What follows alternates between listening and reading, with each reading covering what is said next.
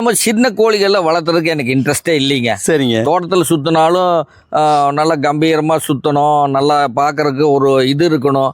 சிறுசாக இருந்தால் நல்லா இருக்காதல்லங்க. கண்டிப்பாக. ரொம்ப ஏணிக்கால் பெருசாக உயரமாக தெரியும். சரிங்க. அப்போல்லாம் பார்த்தீங்கன்னா 5.5 கிலோ 5.75 கிலோ இருக்கும்.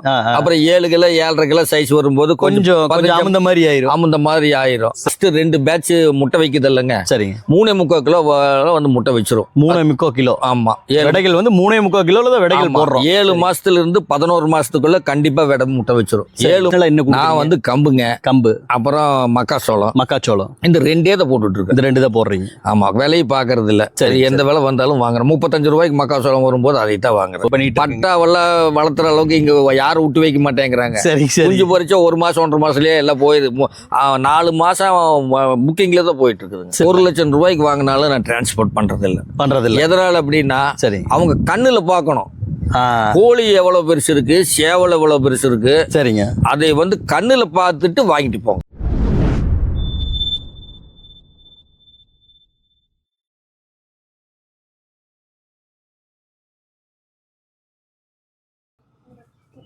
ஐயா வணக்கம். வணக்கம்ங்க நிதிஷ். எப்படி இருக்கீங்க? நல்லா இருக்கிறேங்க. பார்த்து கிட்டத்தட்ட 1 வருஷம் ஆயிடுச்சுன்னு. கரெக்ட். ஜனவரி 8 2025 2025 ஜனவரி 8 பார்த்தோம். ஆமா. மறுபடியும் இப்ப 2026 மார்ச் பாக்குறோம். சரியா 1 வருஷம் கழிச்சு மீட் பண்றோம். ஆமாங்க. எப்படி இருக்கீங்க? நல்லா இருக்கிறோங்க. நல்லா இருக்கீங்க. அதெல்லாம் அருமையா இருக்கிறப்பங்க. சரிங்க ஐயா, முதல்ல நம்ம வியூவர்ஸ்க்காக உங்களுடைய பெயர், நம்மளோட இந்த கட்டுத்தரையானது எங்க அமைஞ்சிருக்கு அப்படிங்கிற இடம், அதை பத்தி கொஞ்சம் சொல்லுங்க. என்னுடைய பேர் தாமோதரன். சரிங்க. அப்புறம் இங்க கருமத்தம்பட்டி பக்கம். சரிங்களா? கருமத்தம்பட்டி. சரி, பக்கத்தால நம்மளது தோட்டத்துல. கண்டிப்பாங்க. சரிங்க ஐயா, போன வருஷம் ஒரு அருமையான ஒரு வீடியோ போட்டிருந்தோம். நல்ல ஒரு கருத்துக்களை நீங்க இதுல பகிர்ந்திருந்தீங்க. சரிங்க. நிறைய பேருக்கு அது உபயோகமா இருந்தது. அதை பத்தி பார்க்காதவங்களுக்காக கீழே லிங்க் கொடுத்துடலாம். அந்த பழைய வீடியோட லிங்க்கும் கொடுத்துடலாம், அதையும் பார்க்கட்டும். இப்போ வந்து நம்ம இந்த வீடியோல நம்ம என்ன பேச போறோம்னா, ஏற்கனவே பேசின அதே டாபிக் தான். சரிங்க. இந்த ராஜ கம்பீரமான மிகப்பெரிய சேவல்கள். அதாவது எனக்கு தெரிஞ்சு நான் பார்த்த இடங்கள்லயே வச்சு உங்களோட சேவல்கள் தான் ரொம்ப பெருசா தெரிஞ்சிருக்கு. நிறைய பேர் வந்து அந்த மாதிரி பெரிய பெரிய சேவல்கள் வச்சிருந்தாலும் உங்ககிட்ட அந்த மாதிரி ஒரு பெரிய சேவல்கள் இருக்கு. ஐயா, சுமாரா சொல்லுங்க, என்ன சைஸ்ல இடையில வந்து உங்ககிட்ட சேவல்கள் இருக்கு? நம்மளது பராமரிப்பு கம்மி. சரிங்க. நாம நிறைய சேவல் இருக்கு. பாத்தீங்களா? பாத்தங்க. கிட்டத்தட்ட ஒரு 10 சேவலும் ஒரு 10 பட்டா இருக்கு. சரிங்க. கோழி, தாய் கோழி 80 கோழி இருக்கு. 80 கோழிகள். ஆமா. நம்ம அவ்வளவு பராமரிப்பு நம்மளது கம்மிங்க. சரி. அப்படியே இருந்தாலும் நம்ம கிட்ட வந்து 7 கிலோ சாதாரணமா கோழிக்கு போட்டா உடனே ஒரு 6.75 கிலோ ரேஞ்சில் வரும். சரி. கட்டி வச்சோம்னா 7.5 கிலோ வரும். கட்டி வச்சு தீனி வச்சா கோழிக்கு போடாம இருந்தா ஒரு 7.5 கிலோ சைஸ் எல்லாம் சர்வசாதாரணமா வரும். அதெல்லாம் வரும். ஐயா, இப்போ இந்த மாதிரியான எடை அதிகமான சேவல்கள் அப்படிங்கிறது வந்து ரொம்ப ஒரு ஆச்சரியப்படுத்தக்கூடிய ஒரு விஷயம். போன வருடம் நம்ம எடுக்கும்போது கிட்டத்தட்ட 8 கிலோல ஒரு சேவல் இருந்தது.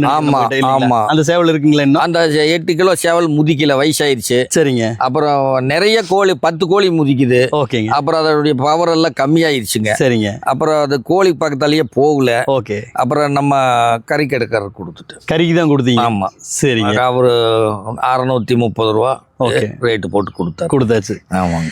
ஐயா, இப்போ இந்த 7 கிலோ 7.5 கிலோ சேவல்கள் இருக்கு இல்லைங்களா? ஆமா. பாக்குறதுக்கே ரொம்ப ஜெய்ஜாண்டிக்கா ரொம்ப கம்பீரமா இருக்கக்கூடியது. ஆமா. எப்படிங்க இந்த ஆரம்பத்துல இருந்து நீங்க இப்படி அதிக எடை உள்ள சேவல்களை வளர்த்திட்டு வரீங்களே, எப்படி இதுல ஆர்வம் வந்தது, எப்படி இதை உருவாக்குனீங்க? சின்ன பையன்ல இருந்தே நம்ம அது வளர்த்திட்டு இருக்கிறோம். சரி. அது என்னமோ சின்ன கோழிகள்லாம் வளர்த்துறதுக்கு எனக்கு இன்ட்ரெஸ்டே இல்லைங்க. சரிங்க. தோட்டத்தில் சுத்தினாலும் நல்லா கம்பீரமா சுத்தணும், நல்லா பாக்குறதுக்கு ஒரு இது இருக்கணும். சிறுசா இருந்தா நல்லா இருக்காதல்லங்க. கண்டிப்பா. தோட்டத்தில் ஒரு 4 உருப்படினா 4 உருப்படி ஆடு மாடுக்கு மாதிரி இருந்தா தான் நல்லா இருக்கும். சரிங்க. போறவங்களும் பார்த்து நின்றுட்டு போவாங்க. கண்டிப்பா. நம்ம கிட்ட வாங்குறவங்கள வந்து தோட்டத்துக்கு பெரிய பெரிய பண்ணையாருங்க. சரிங்க. எல்லாம் 50 ஏக்கரா 100 ஏக்கரா இருக்கிறவங்க. சரி. அவங்க விற்க போறது இல்லைங்க. அவங்க வந்து தோட்டத்துல இருந்த அழகுக்காக இந்த மாதிரி சுத்தணும். சரி. இருக்கிறதுலயே பெரிய ரகமும் நம்ம கிட்ட இருக்கணும் அப்படின்னு அவங்க லைக் பண்ணி வாங்குறாங்க. ரிட்டையர்டு அதிகாரிங்க, பெரிய பெரிய போஸ்ட்ல இருக்கிற அதிகாரிங்க. சரிங்க. அவங்க வந்து ரிட்டையர்ட் ஆன பிறகு தோட்டத்துல போய் நம்ம ரகத்தை தான் வாங்கிட்டு விற்கிறதும் இல்லை. ஆனா நிறைய வச்சிருக்காங்க. நம்ம ரகம் வச்சிருக்காங்க. எல்லாம் ரிட்டையர்ட் ஆபீசருக்கு தான் வாங்குறாங்க. அதாவதுங்க, தோட்டத்துக்கு ஒரு குதிரைங்கிறது வந்து ஒரு பெருமைக்காக வச்சிருக்க மாதிரி இன்னைக்கு வந்து இந்த ரக கோழிகளை, அதாவது எடை அதிகமான கோழிகளை ஒரு பெருமைக்காகவும் ஒரு இதுக்கு அழகுக்காகவும் வச்சிருக்காங்க. அழகுக்காகவும் பெருமைக்காகவும் ஒரு வீட்டுக்கு முன்னாடி தோட்டத்துல சுத்துற கம்பீரமா சுத்தணும். கண்டிப்பா. அதுக்காக வேண்டியே இதை வைக்கிறாங்க. ஓகே, வாங்கிட்டு போறாங்க. ஐயா இது எத்தனை வருஷத்துக்கு முன்னாடி ஆரம்பிச்சீங்க? எப்போ இந்த கோழி வளர்ப்புக்குள்ள வந்தீங்க? இந்த எடை அதிகமான கோழிகளை வளர்க்குற ஆர்வம் எங்கிருந்து வந்தது? அதெல்லாம் சொல்லுங்களேன். சின்ன பையன்லயே நம்மளுக்கு ஒரு படிக்கும் காலத்திலேயே நம்ம இந்த கோழி வளர்த்து பழக்கமுங்க. அது நம்ம அப்படியே இருந்துட்டு தான் இருக்கும்.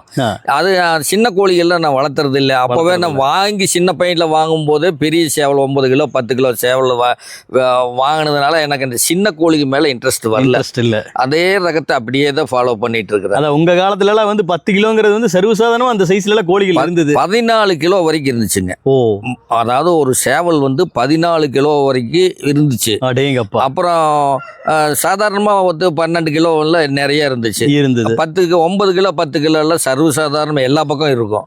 அதெல்லாம் இப்ப இல்லைங்க ஐயா. இன்னைக்கு வந்து பாத்தீங்கன்னா இன்னைக்கு வந்து இந்த கோழி வளர்ப்போட விதிமுறைகள் மாறிடுச்சு. ஆமா, அவங்களோட தேவைகள் மாறிடுச்சு. ஆமா, இன்னைக்கு 4 கிலோ இருந்தாவே போதுமான ஒரு எடை அப்படின்னு நினைக்கிறாங்க.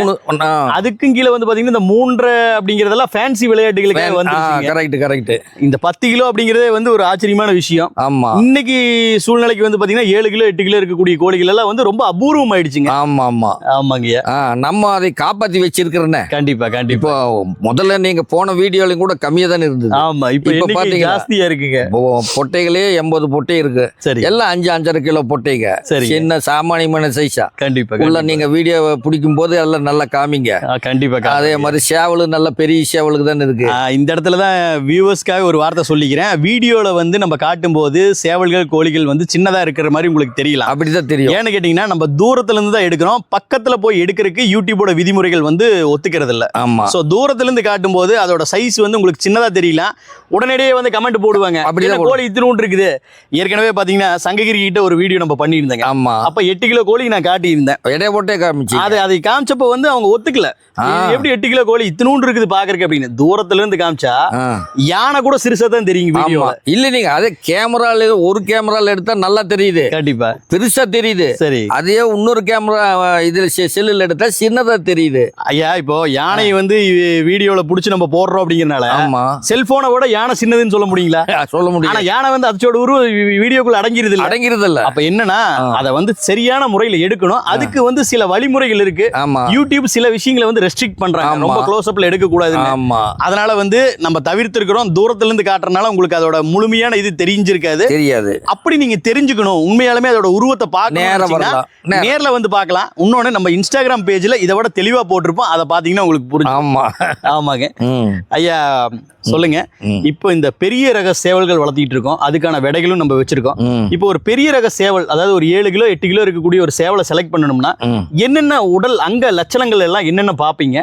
அதுக்கு செலக்ட் பண்ற பொட்டைகள் அப்படிங்கும் போது எப்படி தேர்ந்தெடுப்பீங்க? அதை சொல்லுங்களேன். இது பழைய ரகம் தானுங்க. அது உங்களுக்கு பார்த்தாலே தெரியும், கோழிகளை பார்த்தாலே தெரியும். ஆமாங்க. வாலமைப்பு, தலையமைப்பு, கட்டாயம். அப்புறம் அந்த மூக்கமைப்பு. மூக்குல நிறைய மூக்கு இருக்குதுங்க. இதே நம்ம சேவல்லையே விளையாட்டு சேவல் இதுலயே மூக்கு அமைப்புக்கு நிறைய இருக்கு. கழுகு மாதிரியே ஒரு மூக்கு இருக்கும். கழுகு மூக்கு இருக்கு. ஆமாங்க, கட்டை மூக்கு இருக்கு, கழுகு மூக்கு இருக்கு. கழுகு மூக்குங்கிற எப்படி இருக்குங்க? காக்கா மூக்கு மாதிரி ஒண்ணு. காக்கா மூக்கு மாதிரி நீளமா இருக்கும்.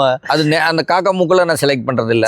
சரிங்களா? இந்த கழுகு மூக்கு, இந்த சாதா மூக்கு, இது ஆர்டினரி மூக்கு எல்லா கோழிகளுக்கு இருக்குது. சரி. அப்புறம் வாலமைப்பு, அப்புறம் உடம்பு.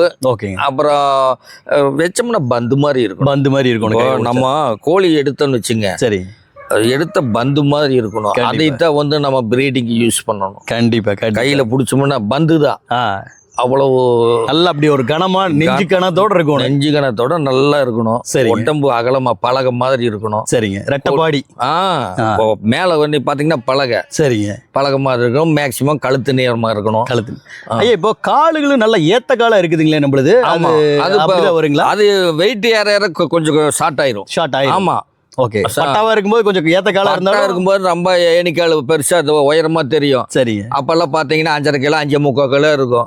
அப்புறம் 7 கிலோ 7.5 கிலோ சைஸ் வரும்போது கொஞ்சம் அமுந்த மாதிரி ஆயிரும். அப்ப உங்களுக்கு கால் தெரியாது இல்ல. ஆனா அந்த கோழிய அந்த பட்டாவா இது அப்படிம்பாங்க. பட்டாவில அப்படிதான் இருக்கு பாருங்க. இப்ப இது பாருங்க, இந்த 2 பட்டா பாருங்க. சரி. 4.75 கிலோ இருக்கு. 5.5 மாசம் தான் ஆச்சு. கண்டிப்பா. எவ்வளவு உயரம் பாருங்க. நல்ல ஏத்த காலோட தான் இருக்கும். சரி. அது பெருசாகும் போது 1 வயசு 1.5 வயசு ஆகும்போது 15. ஐயா, இதுக்கு செலக்ட் பண்ற அந்த விடைகள், அதாவது பொட்டைகள் செலக்ட் பண்றோம் இல்லைங்களா? அது என்ன சைஸ்ல இருந்தா கரெக்டா இருக்கும், மேட்சிங்கா இருக்கும்? இந்த சேவலுக்கு அதாவதுங்க நம்ம போடுற போட்டிக்கு 10 முட்டை வைக்குதுன்னு வைங்க, சரி, 5 தான் பொரிக்கும். ஓகே, ஜாஸ்தி எல்லாம் எதிர்பார்க்க முடியாது. சரிங்க. ஏன்னா உருவம் பெருசு. அதான் எடை என்ன? அது நான் வந்து ஃபர்ஸ்ட் 2 பேட்ச் முட்டை வைக்குது இல்லைங்க, சரிங்க, 3.25 கிலோ வந்து முட்டை வச்சிரும். 3.25 கிலோ. ஆமா, விடைகள் வந்து 3.25 கிலோல தான் விடைகள் போடுறோம். 7 மாசத்துல இருந்து 11 மாசத்துக்குள்ள கண்டிப்பா விடை முட்டை வச்சிரும். 7 மாசத்துல இருந்து 11 மாசத்துக்குள்ள. புரியுதுங்க, நம்ம ரகம் அந்த மாதிரி. சரிங்க. அப்போ என்னாங்கன்னா 3.25 7 மாசம்னா 3.25 கிலோ முட்டைக்கு வந்துடும். சரிங்க, சரி. ஃபர்ஸ்ட் 2 பேட்ச் நான் வந்து அடை வைக்கிறது இல்லைங்க, வைக்கிறது இல்ல. அது குஞ்சுக, அதாவது கன்னி முட்டையா வரும்போது நம்ம அடைய வைக்கிறது இல்ல, பொரிக்காது மெயினா. சரிங்க, பொரிப்புத்திறன்னு கம்மியா தான் இருக்கும். அப்புறம் அதை வைக்கிறது இல்ல. சரி, குஞ்சே பொரிச்சாலும் 1-2 பொரிச்சாலும் பெருசே ஆகாது. குஞ்சுகள் ஹெல்த்தியா எல்லாம் இருக்கு. ஆமா, சரி, பெருசாகிறது இல்ல. அப்புறம் ரெண்டாவது பேட்ச் வைக்கிறது இல்ல. ஆமா, அப்போ வந்து முதலடையும் வைக்கிறது இல்ல, ரெண்டாவது கூம்பும் வைக்கிறது இல்ல, 3ஆம் கூம்பு தான் வைக்கிறீங்க. 3ஆவது கூம்புல உங்களுக்கு 4.5 கிலோ வந்துடும். சரி, சரி. கோழி விளைஞ்சிருது 1.25 வயசுக்கு மேல போயிருது, 1.5 வயசு ஆயிருதா. கண்டிப்பா. அப்புறம் அது கரெக்டா 8 வருஷம். சரி, முட்டை வச்சு வைக்கும், குஞ்சு பொரிக்கும், பந்து மாதிரி இருக்கும்.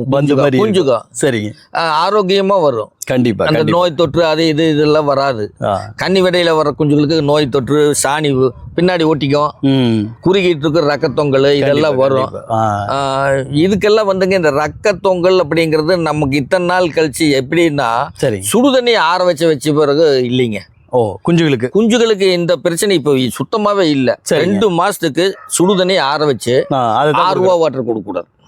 RO வாட்டர் கொடுக்க கூடாது. அது கொடுத்தோம்னா என்ன ஆகுது தெரியுங்களா?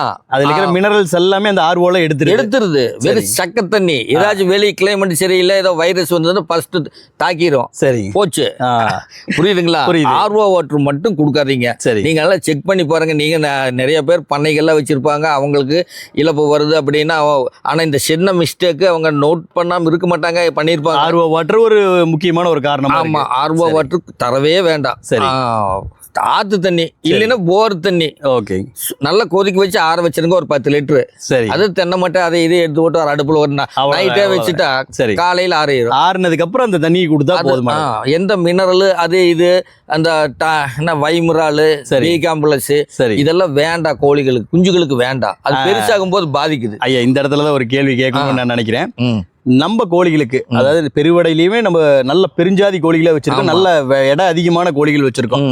இந்த மாதிரி கோழிகளுக்கு நீங்க என்ன மாதிரியான வைத்திய முறைகள் செய்யறீங்க? அதாவது வந்து நாட்டு வைத்தியமா இல்ல ஆங்கில மருத்துவம் போறீங்களா? எப்படி செய்யறீங்க? வேக்சினேஷன் பண்றீங்களா? வேக்சினேஷன் மட்டும் R2P போட்டுக்கிறேன். சரிங்க. அப்புறம் வேற எது இந்த வேக்சினேஷன் மட்டுங்க, மற்றதெல்லாம் எதுவுமே இந்த ஆன்டிபயோட்டிக்கே கிடையாது. ஆன்டிபயோட்டிக்கே கொடுக்கறதே இல்லை. ஏன்னா 2வது ஒருக்கும் அதுக்கு சீக்கு வந்ததுன்னா செத்து போகுது இல்ல, அப்புறம் அது தாங்கிறது இல்லை. அதை விட வேற ஏதாச்சும் பவர்ஃபுல் ஆன்டிபயோட்டிக் கொடுக்கணும். சரிங்க. மறுபடியும் அது நோய் எதிர்ப்பு சக்தி உடம்புல இயற்கையாவே போயிடும், அது தாங்காது. சரி, எப்படி சாகத்தான் செய்யும். சரிங்க. அதனால எது இயற்கை வைத்தியத்தில் எதை இலைகளையும் பிடிங்கி கொடுத்து போட்டு போறது நல்லதுங்க. இயற்கை வைத்தியம் நல்லதுங்கிறீங்க? நல்லது, புறக்கடை மேய்ச்சலுக்கு அதுதான் நல்லதுங்க. சரிங்க. இங்கிலீஷ் ஆன்டிபயோட்டிக் மருந்தே வேண்டவே வேண்டாம். சரி, அது சரியில்லை. அதே மாதிரி இந்த டானிக்கு என்ன பி காம்ப்ளெக்ஸ், வைமிரால், லிவர் டானிக் இதெல்லாம் கொடுத்தா அது வந்து பின்னாடி பெருசாகாது. குஞ்சுல வேணா நல்லா புஷ்ஷுன்னு பெருசா வந்துடும். சரி, ஒரு 2 மாசம் ஆகுதுன்னா 1 கிலோ வந்துடும். சரி, 1.25 கிலோ வந்துருது. சரிங்க. 1.25 கிலோ ஒரு 60 நாள்ல வந்துருது. அப்புறம் 2வது நீங்க அதை நிறுத்திட்டு கம்பு மட்டும் கொடுத்தீங்கன்னா அந்த குஞ்சுக்கு தேவையான எந்த விதமான வளர்ச்சியும் இருக்கிறது இல்ல. அதான் ஐயா, இப்போ நாளுக்கு நாள் வந்து நிறைய நோய்கள் வந்துகிட்டே இருக்குங்களே, மருந்தே கொடுக்காம வளர்த்துறதுங்கும் போது, இப்ப இந்த மாதிரி பெருவெட்டு கோழிகள் இருக்குது, ஒரு 7 கிலோ 7.5 கிலோ கோழி இருக்குங்கும் போது மருந்து கொடுக்கல, அதனால இழப்புகள் வந்ததுன்னா அது நம்மள ரொம்ப பெரிய அளவுல பாதிக்கும் இல்லைங்களா? அதாவதுங்க, சரி, இயற்கையா வளர்த்திட்டு போறதுனால பாதிப்புங்கிறது கோழின்னு இருந்தா சாகத்தா செய்யுங்க. சரி, கண்டிப்பா உங்களுக்கு 10% போகும். அதுக்கெல்லாம் தயங்க கூடாது. சரி, எல்லாமே சாகிறது இல்லையே. இல்ல அது சாகிறது. ஃபர்ஸ்ட் ஏதாச்சும் எது அட்டாக் ஆகுதோ அது தனியா பிரிச்சு வச்சிருங்க.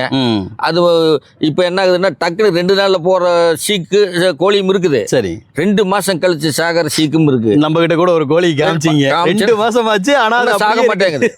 என்ன பண்ணுவீங்க? அதுக்கு நம்ம எடுத்து உயிரோடு கொண்டு போய் வீச முடியுமா? பண்ண முடியாது. கறிக்கடைக்காரனும் வெட்ட மாட்டான், எலும்பு நம்ம என்ன பண்ணுவோம்? கண்டிப்பா. அதனால அது அப்படியே இருந்துட்டு இருக்கிற வரைக்கும் இருக்க வேண்டியதான். தீவனத்தை போட்டு என்ன வியாதி இல்லைங்க. சரி, அந்த சுக்கா நோவு மாதிரி வந்தாலும் சுக்கா நோவு எல்லாத்துக்கும் வராது. இது இந்த குளிர்காலத்துல வந்ததுங்க. சரிங்க. அதுல வந்து இந்த 2 தான் மிச்சமாச்சு.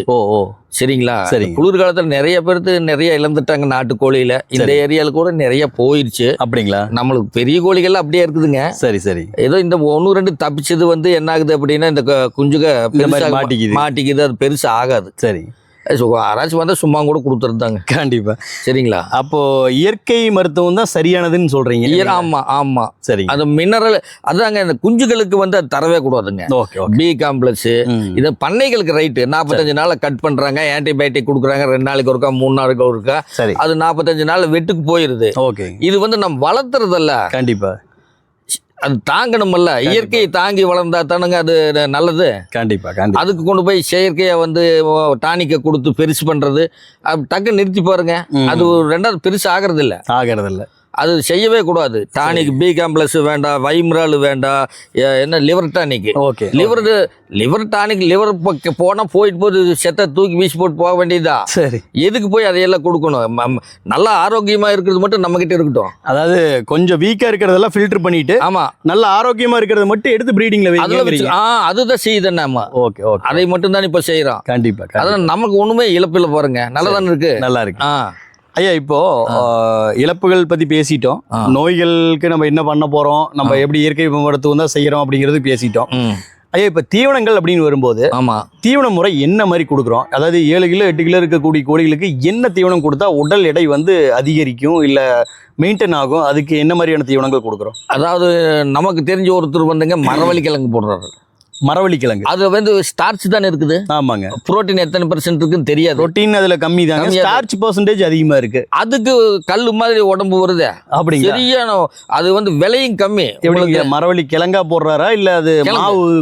அப்படி இல்ல, பச்சை கிழங்கு. சரிங்க. காட்டுல இருந்து வருது இல்லைங்க. ஆமாங்க. அது வந்து இந்த சேக்கோ கம்பெனிக்கு போயிடும். சரி. அவங்க டன் 6000-7000 ரூபாய்க்கு எடுத்துக்கிறாங்க. ஓகே. அதுல வந்து கழிக்கிறாங்க. சரிங்க. சின்ன கிழங்கு அதையெல்லாம் கழிக்கிறாங்க. அதை வாங்கிட்டு வந்துங்க என்ன பண்றாங்க, 2 ரூபா டன் 2000. சரிங்க. ஒவ்வொரு 500 கோழி இருக்குது அப்படின்னா அவங்க வாங்கிட்டு வந்து இந்த கரும்பு ஜூஸ் சுடுறாங்கல்ல. ஆமா. மிஷின் சிறுசா வச்சிருக்காங்க. எடுத்து உள்ள போட்டு கசக்கி எல்லாம் இது சாப்பாடு மாதிரி வெளியே வந்துருது. சரிங்க. எடுத்து போட்டு அப்படி திங்குதுங்க. அப்படிங்களா? நல்ல உடம்பு வருது. நீங்க எதை போட்டாலும் அந்த மாதிரி வர மாட்டேங்குது. அவங்க சயின்டிபிக்கா என்ன சொல்லுவாங்க, புரோட்டீன் கண்டென்ட் இருந்தா தான் வெயிட் கூடும். அது என்ன புரோட்டீனா இருக்குது. ஆனா எனக்கு தெரியல புரோட்டீன் எத்தனை % இருக்குன்னு தெரியாது. ஆனா மெயினா ஸ்டார்ச் எடுக்கிறாங்க. ஸ்டார்ச் தான் ஜாஸ்தி இருக்க மாட்டிருக்கு. சரிங்க. ஃபைபர் இருக்கும். கண்டிப்பா ஃபைபர் இருக்கு. அதுல ஸ்டார்ச் இருக்கு, ஃபைபர் இருக்கு, ரெண்டுமே இருக்கு. புரோட்டீன் எத்தனை % உங்களுக்கு தெரியுதா? எனக்கு எக்ஸாக்ட்டா தெரியலங்க. ஆனா புரோட்டீன் % அதுல கொஞ்சம் கம்மி அப்படிங்கிறது வேணா தெரியும். ஆனா வந்து வெயிட் ஏறுது. விலை செலவு கம்மி. சரி. அதாவது 2 ரூபாய்க்கு வாங்கிட்டு வந்து ஓகே நீங்க கம்பு வாங்கினா 30. கண்டிப்பா. மக்காச்சோளம் இப்போ கொஞ்சம் விலை கம்மியாட்டு இருக்கு. மக்காச்சோளம் இப்போ கொஞ்சம் விலை குறைஞ்சிருக்கு. 20 ரூபா 30 ரூபாய்க்கு தான் நான் வாங்கிட்டு இருக்கிறேன். சரி. இப்போ 20 ரூபாய்க்கு வாங்கியிருக்கேன். சரிங்க. மக்காச்சோளமும் விலையதிக. இது வந்து விவசாயிக்கு வந்து இந்த கோழிகளுக்குன்னு மரவள்ளி வந்து விளைச்சி கரெக்டாக கொடுத்தா இவங்களுக்கு சேக்கோ கம்பெனியில் 6 ரூபா 7 ரூபா கொடுக்குறேன். பண்ணக்காரங்கிட்ட 10 ரூபா வாங்கினாலும் அவங்க தயாராக இருக்காங்க கொடுக்க முடியும். ஏன்னா 20 ரூபா 30 ரூபா போட்டு கம்பு பார்க்கறதுக்கு. ஆமாம். 10 ரூபா போட்டு மரவள்ளி வாங்கி போட்டுலாம். ஆனால் கம்பு அதாவதுங்கய்யா மரவள்ளி கிழங்கு மட்டுமே பத்தாது இல்லைங்களா? நீங்கள் வேற என்ன அடிஷ்னலாக என்ன? நான் வந்து கம்பு அப்புறம் மக்காச்சோளம் இந்த 2 தான் போட்டுட்டு இருக்கேன். இந்த 2 தான் போடுறீங்க. ஆமாம். விலையை பார்க்கறது இல்லை. சரி. எந்த விலை வந்தாலும் வாங்குறேன். 35 ரூபாய்க்கு மக்காச்சோளம் வரும்போது அதை தான் வாங்குறேன். ஓகே. அது ஓரளவுக்கு கோழிக்கு ஆரோக்கியமாகவும் இருக்கு. சரி. ஆனால் கம்பு மக்காச்சோளம் 2 ஏன்னா விரும்பி சாப்பிடுது. சரிங்க. மக்காச்சோளமும் விரும்பி சாப்பிடுது. கம்பு முழுக்கு மக்காச்சோளம் அப்படியே போட்டுறீங்க.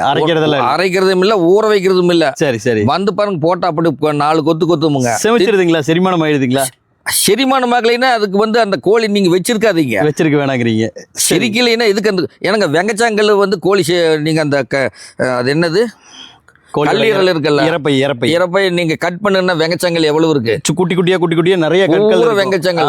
அது அறையப்படும் போது இந்த மக்காச்சோளம் ஏமாத்துறோம். கட்டாயமா அதுக்கு ஏதாச்சும் உடம்புல ஏதாச்சும் சீக்கு இருந்தா தான் அது ஜீரணமாகாம போகும். மற்றபடி நீங்க வந்து ஆஃப் பாயில் பண்ணி வைங்க, இது பண்ணி வைங்கிற மாட்டுக்கு கரெக்ட். சரி. வயிற்றுல போயிடும் பிடிக்கிறதுங்கன்னா மாட்டுக்கு ஆஃப் பாயில் பண்ணி வைக்கலாம். சரி. இயற்கையா இருக்கிற கோழிக்கெல்லாம் வந்து அப்படியே போடணும். சரிங்க. அது ஜீரணமாகலைன்னா அவ்வளவுதான், அந்த கோழி வேலைக்கு ஆகுதுன்னு தான் அர்த்தம். அதை கழிச்சிடலாம். பண்ணைக்குள்ளேயே வச்சிருக்க வச்சிருக்க வேண்டாம். வச்சிருக்க வேண்டாம். சரி, ஜீரணம் ஆகுறது மட்டும் இருக்கட்டும். ஐயா இந்த கடல முத்தெல்லாம் கொடுக்கறது இல்லைங்களா? நிலக்கடலை அது அதெல்லாம் கொடுக்கறது இல்லை? நிலக்கடலை கொடுக்கலாம். சேவல் எடைக்காக எடைக்கு கொடுக்கலாம். சரி, கடலக்கோட்டை கொடுக்கலாம். விலை கம்மி. இப்போ வந்து 150 ரூபா சரி கிலோ கொடுக்க முடியாது. ஏதோ கொஞ்சம் கொஞ்சம் கொடுக்கலாம். கருவாடு எல்லாம் போடவே கூடாது. அது கருவாடு போட்டோம்னா இந்த பண்ணக்கொழுக்கு ரைட்டு கட்டிங் பண்றதுக்கு. ஏன்னா 45 நாள் கட் பண்றாங்க. இது இந்த கருவாடு மீன் எல்லாம் போட்டோம்னா இந்த புறக்கடக மேய்ச்சல்ல நீங்க அது போட்டீங்கன்னா அதுல வேற ஏதோ ஒரு வைரஸ் வருதுங்க. சரிங்க, அது வந்தா செத்து போயிருது. கோழி செத்துருது. கருவாடு தயவு செய்து கோழி. அப்புறம் கோழிக்கு எப்படிதாங்க புரோட்டீன் கிடைக்கும்? வெறும் புழு பூச்சி மட்டுமே பத்தாது இல்லைங்களா? புழு பூச்சிக்கு அதான் கடலக்கொட்டை கையிலக்கொட்டை கொஞ்சம் கொஞ்சம் போட்டுக்கலாம். சரிங்க. அப்புறம் இந்த மக்காசோளத்தையும் பரவாயில்ல, நல்லா தான் இருக்கு. நல்லா தான் இருக்கு. கம்பு நல்லா இருக்கு. ராகி அப்படின்னா அப்போ பழைய காலத்துல என்ன பண்ணாங்க, ராகிங்கிறது 6 மாசம் வெள்ளாமை, 210 நாள், 13 21 210 நாள் தான் அறுவடை. சரி, மானாவாரியில கொண்டு போய் கர்நாடகால வீசிட்டு வந்துடும். இன்னைக்கு அதான் நடக்குது. சரி, வீசிட்டு வந்துருவாங்க. சரி, அது கரெக்டா தை மாசம் தான் போய் அறுப்பாங்க. அது வந்து 6 மாசத்துக்கு மேல மானம் பார்த்த வெள்ளாமை. மானம் பார்த்த அது வந்து களி கிண்டுனா கையில ஒட்டாது, பந்து மாதிரி இருக்கு. செவுத்துல அடிச்சு எதுக்கு வந்துரும் அப்படிம்பாங்க. அந்த மாதிரி இருக்கும். நீங்க இப்ப நம்ம ஊர்ல போய் ராகி வாங்கி நீங்க இன்னைக்கு யாருங்க கையில ஒட்டிக்கும். இன்னைக்கு யாரு கழிக்கின்றாங்க? இல்ல திரும்பிட்டு இருக்குது காலம்.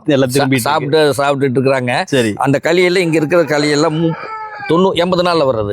கையில ஓட்டிக்கும். எந்த பசையும் இல்ல. இது இந்த விளையாட்டு சேவலுக்கெல்லாம் இது யூஸ் பண்ணவே கூடாது. சரிங்க, டஸ் புஷ்னு இலப்படுத்துக்கும். நல்லா விளையாடாது, சலிச்சு போயிடும். சரிங்க. ரெண்டாவது என்னன்னா இந்த கர்நாடகால தாளவாடி போனா கிடைக்குது. இப்போ அறுவடை சீசன் இப்போ. சரிங்க, போனா வாங்கிட்டு வரலாம். சரிங்க, நல்லா இருக்கும். அதை வந்து விளையாட்டுக்கு இருக்கிற சேவல்களுக்கு வச்சா நல்லா இருக்கும். சரிங்க. அதோட வந்து இப்போ அது விளையாட்டு திறன் அதிகம் பண்ணணும் அப்படின்னா சரி தாளவாடி ராகி தானுங்க. ராகி. ஆமா, அதோடமே வந்து நீங்க வெளியில எடுக்கிறத சொல்லியிருந்தீங்க இல்லைங்க? ஆமா, அது என்னங்க, அதை பத்தி சொல்லுங்களேன். கம்பு இந்த மூட்டை இங்க நான் பக்கத்துலயே வாங்கிக்கிறேன். அங்க வித்துட்டு இருக்கிறாங்க. சரி, நல்ல கல்லு மாதிரி நல்ல இப்படி நல்ல வெயிட்டா இருக்கும். நல்ல கம்பு தான் கொடுக்குறாங்க. சரி, அது ரெண்டு மூட்டை எடுத்து. காட்டு கம்பு இல்லைங்களா?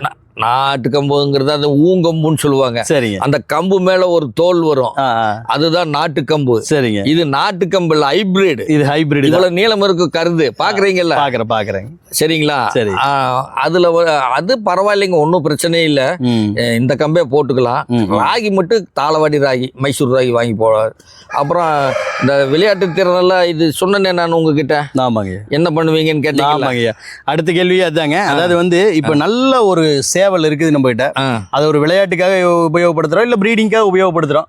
அதோட உடல் வந்து நல்லா கெட்டியா இருக்கணும், கல்லு மாதிரி இருக்கணும், மசில் எல்லாம் நல்லா ஸ்ட்ராங்கா இருக்கணும். அப்படின்னா அதுக்கு என்ன பண்ணலாங்க? என்ன பண்ணுனீங்க உங்க காலத்துல? நம்ம காலத்துல என்ன பண்ணணும், நான் தான் காட்டு ராகி. சரி, அதாவது 6 மாசம் 7 மாசம் வெள்ளாமை அந்த ராகி 2 பங்கு. சரிங்க. அப்புறம் 1 பங்கு வந்து கம்பு. அப்புறம் 1 பங்கு வந்து தாதரைம்பாங்க.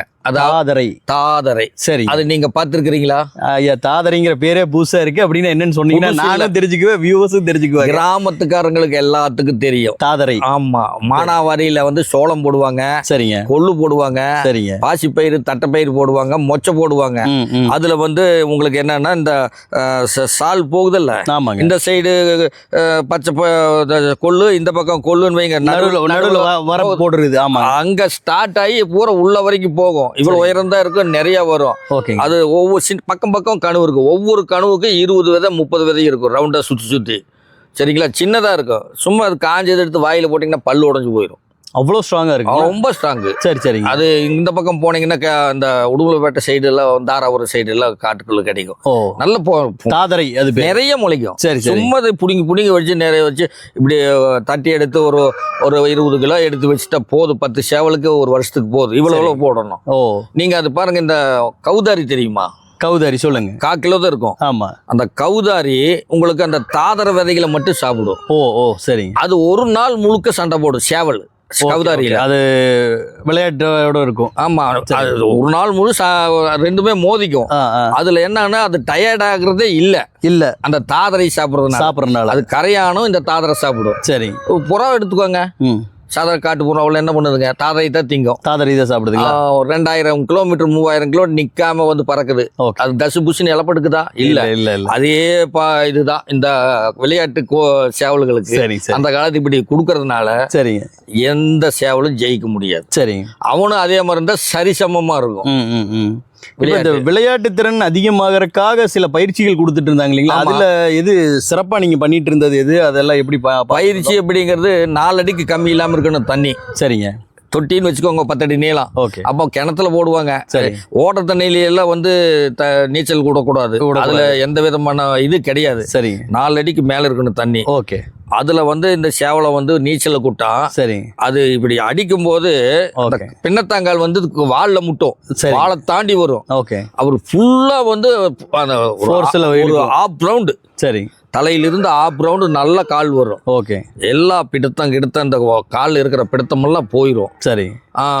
நல்ல ஊக்கமாயிரும். உதறும். ஓகே. சரியான உதறலாம் இருக்கும். ஓகே. அது அந்த மாதிரி தண்ணியில தான் போடணும். இந்த 2 அடி தண்ணி 3 அடி தண்ணி நினைச்சு எடுக்கிறதுல எல்லாம் எந்த பிரயோஜனம் இல்லை. இல்ல பேனும் கூட போகாது. சரி இல்லைங்களா? ஆமா ஆமா. அதுக்கு அந்த கால் வந்து அந்த தண்ணி அதை இழுக்கும் போது சரி பயங்கர எக்ஸசைஸ். ஓகே. வாரத்துக்கு ஒருக்கா போடுவாங்க. சரி ஐயா, இப்போ 7 கிலோ 7.5 கிலோ இருக்கக்கூடிய சேவல்கள் நம்ம வளர்த்துறோம். உண்மையாலுமே ரொம்ப கம்பீரமா இருக்கு. எடுத்து வச்சு நிறுத்தி பார்த்தோம்னா அவ்வளோ உயரத்தில் அவ்வளோ நல்ல ஒரு ரக்கப்பட்டையோட சும்மா விரிச்சுக்கிட்டு நிற்கிறது பார்க்கறதுக்கு ஒரு கண்ணுக்குட்டி பார்த்த மாதிரி இருக்குது. ஆமா. கண்ணுக்குட்டின்னு ஒரு வார்த்தை வருதுங்க. போன வீடியோல கண்ணுக்குட்டின்னு நான் சொல்லியிருந்தேன். ஆமா. கண்ணுக்குட்டி எத்தச்சோடு இருக்குன்னு தெரியுமா? நீ பாத்திருக்கிய அப்படின்னு. கண்ணுக்குட்டி எத்தச்சோடு இருக்குங்கிறது நமக்கு கண்டிப்பா தெரியுங்க. ஆனா கோழி எத்தச்சோடு இருக்குங்கிறது அவங்களுக்கு தெரியும்ல. ஆமா. அதை விட பிரம்மாண்டமா இருந்தா அது என்னன்னு சொல்றது? நம்ம அப்படிதான் சொல்லணும். ஏங்க முட்டிங்காலோட உயரமா இருக்கிறது ஒண்ணு, அதை கிட்டத்தட்ட கண்ணுக்குட்டி மாதிரி சொல்றது என்னங்க தப்பு? அதாவது ஒரு பேச்சு வழக்குக்கு சொன்னா பேச்சு வழக்கு இது. அதாவது பேச்சு வழக்கு. அதாவது ஒண்ணு வந்து இதோட கம்பேர் பண்ணி நம்ம சொல்றோம். ஏன்னா அந்த மாதிரி இருக்கு. அது ஐயா இன்னைக்கு சந்தையில போய் ஒரு 4 மாசம் 5 மாசமான ஒரு ஆடை பிடிச்சோம்னாவே 10 கிலோ 12 கிலோ தான் இருக்குது. ஆமா. ஒரு கோழியே 10 கிலோ வருது, 7 கிலோ வருது, 8 கிலோ வருதுன்னா அது கண்ணுக்குட்டி தானுங்க. ஆமா. அதையே சொன்னா உடனே அதுக்கு வந்துடுறாங்க. கண்ணுக்குட்டி எத்தச்சோடு இருக்குன்னு தெரியுமா? நீ பாத்திருக்கிறியா அப்படின்னு. அது வந்து நம்ம ஒரு உவமை இல்லைங்களா? உவமை. அது வந்து நம்ம சொல்றோம் இப்படி இவ்வளவு பெருசா பிரம்மாண்டமா இருக்கு அப்படிங்கறத ஒரு ஊமைப்படுத்தி சொல்றோம். அதை வந்து ஈஸியா அது தெரியறது இல்ல உங்களுக்கு. கண்டிப்பா. ஆனா கண்ணுக்குட்டி எவ்வளவு பெருசு இருக்கு, அது பக்கத்தால போய் காமி அந்த அப்படின்னு சொல்லி அது தப்பு இல்ல. அதுதான் புரியலோட அறியாமைங்கிறது. அறியாமை புரியல. அதாவது சொல்றது புரிதல் இல்ல. புரிதல் இல்லாம பேசுறாங்க. கண்ணுக்குட்டி வார்த்தை வந்த உடனே இது ஞாபகம் வந்துருச்சுங்க. ஐயா இப்போ ஒரு கண்ணுக்குட்டி சைஸுக்கு ஒரு 7 கிலோ 7.5 கிலோ 8 கிலோ இருக்கக்கூடிய சேவல்கள் வச்சிருக்கோம்னா இது வந்து விளையாட்டுகளுக்கு செட் ஆகுது இல்லைங்களா? இது வந்து முழுக்கவே வந்து நமக்கு வந்து அழகுக்காக வளர்த்துறதும் இல்ல ஒரு கம்பீரத்துக்காக வச்சுக்கிற விளையாட்டுக்கு நம்ம கிட்ட வாங்கிட்டு போனாங்க. சரிங்க. பக்கத்து ஊர்ல. சரிங்க. வாங்கிட்டு போய் பரவாயில்ல 3 தடவை அது வின் பண்ணிருச்சு. சரிங்க. அது அந்த காலத்துல இதுதானுங்க விளையாட்டு. யாருங்க இத்திருண்டு எல்லாம் கொண்டு போவாங்க. அதாவது அந்த காலத்துல வந்து இந்த 3 கிலோ 4 கிலோங்கிறது பெருசா யாருமே விரும்பல. 6 கிலோக்கு மேல இருக்கிறது தான் விரும்புவாங்க. 6லிருந்து 10 கிலோ வரைக்கும் 12 கிலோ இருக்கிறது வரைக்கும் தான். 12 கிலோ சேவல் வருதுன்னா சுத்தி 10 பேர் நிற்பாங்க. கண்டிப்பா கண்டிப்பா அந்த இடத்துல. சரி. அப்பெல்லாம் சாதாரண அந்த தடையெல்லாம் கிடையாது. அப்போ வந்து எல்லாம் 10 அங்கேயே எல்லாமே கிடைக்கும். சாப்பிட்ற டீ சாப்பாடு கீப்பாடு எல்லாம் 3 நாளைக்கு அங்கே விழா கோலந்தா. சரிங்க. தடப்புட நான் விளையாட்டு பார்க்கணும். சவுண்டு இந்த நைட்டில் இந்த குதிரை படுக்காதும்பாங்க. ஆனால் குதிரை படுக்குது. குதிரை படுக்கு நைட்டில் ரொம்ப ரேரு.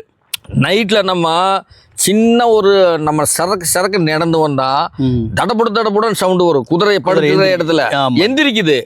அந்த மாதிரி ஒரு சவுண்டு பயங்கரமா இருக்குங்க. நீங்க கேட்டிருப்பீங்களே என்னமோ தெரியல. பாத்திருக்கீங்க. பயங்கர சவுண்ட் இருக்கும். அது எந்திரிக்கும் போது அது சாதாரணமா படுக்காது. பகலையில பாத்திருக்க மாட்டேன். பகல்ல வந்து மேக்சிமம் குதிரைகள் படுத்து பார்க்க முடியாது.